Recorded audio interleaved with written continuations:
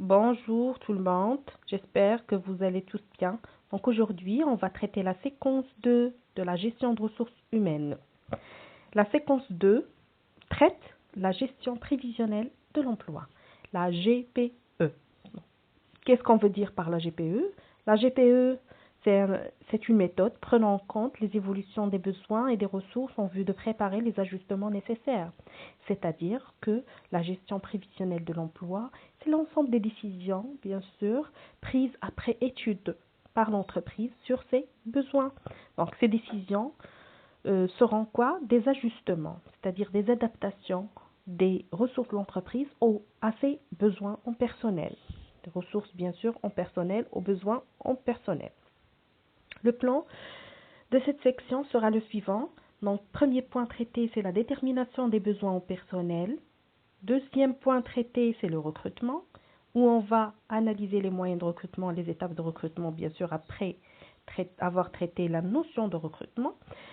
Et dernier point, c'est la formation. Donc, détermination des besoins en personnel.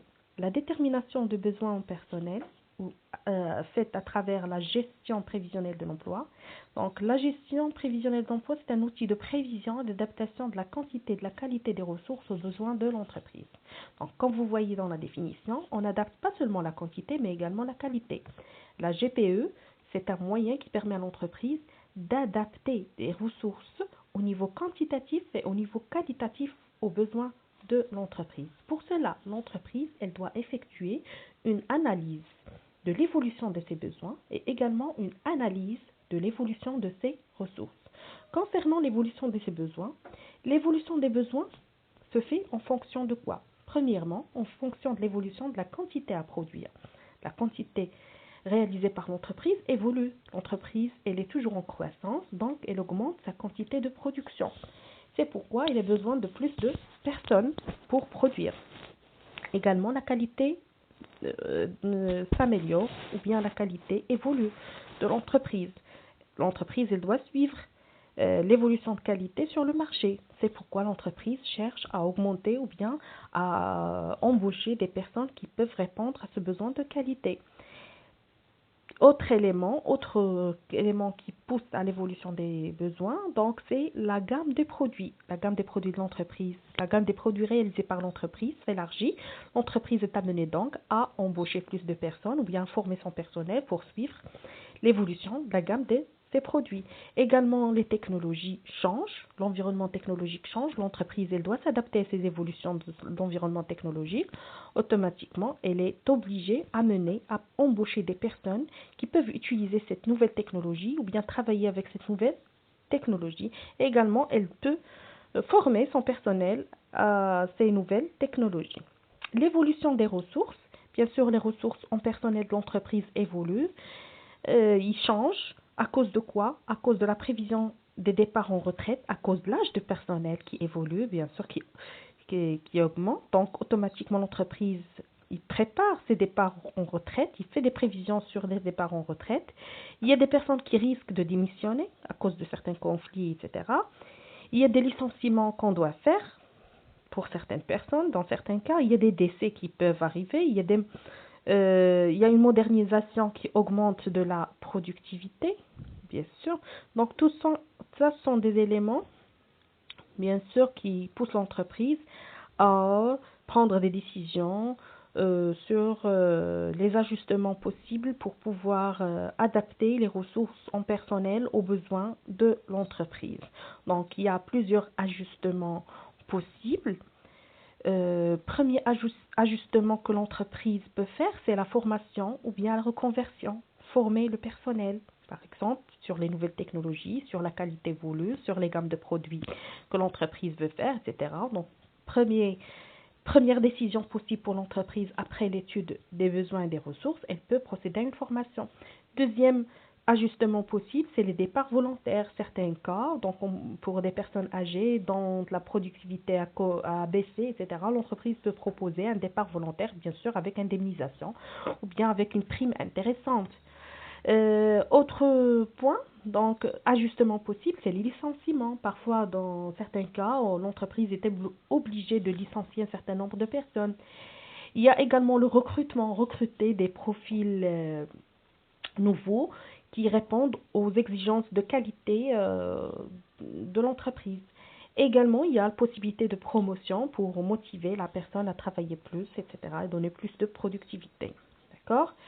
Donc, la détermination des besoins en personnel a un rôle très important dans l'entreprise. Elle a un intérêt. Donc, premier intérêt, la GPE limite les risques liés à la gestion de la main-d'œuvre en évitant les sureffectifs et les sous-effectifs et en réalisant les ajustements quali- quantitatifs.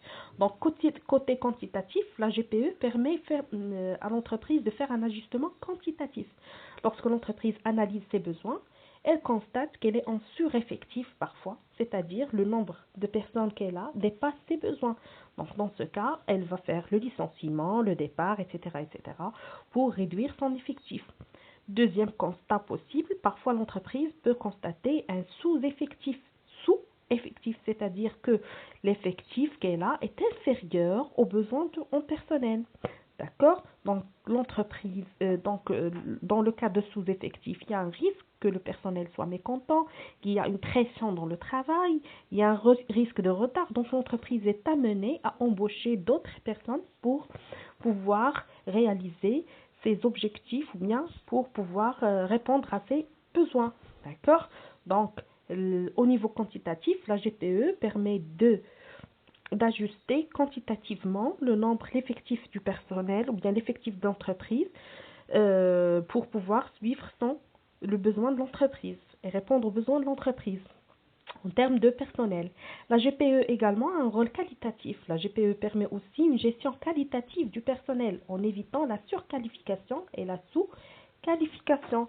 C'est-à-dire que l'entreprise utilise la GPE non pas pour des ajustements quantitatifs seulement, mais également des ajustements qualitatifs en évitant la surqualification et la sous-qualification. Donc la même chose, surqualification, c'est-à-dire parfois des personnes surqualifiées font des travaux qui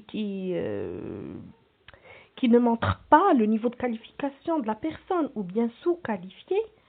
Sous-qualifié, c'est-à-dire la personne effectue un travail qui maîtrise pas le niveau de qualité ou le niveau voulu de la qualité du travail. Donc l'entreprise, elle doit éviter la surqualification et la sous-qualification à travers cette gestion prévisionnelle.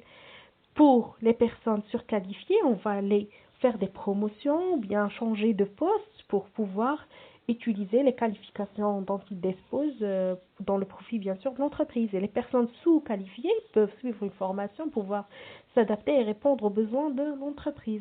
Donc la GPE a un rôle d'ajustement quantitatif et également un rôle d'ajustement qualitatif. Donc aujourd'hui, on va se limiter à ce niveau-là pour ne pas avoir une vidéo très longue. Donc la prochaine vidéo va traiter le recrutement. À bientôt.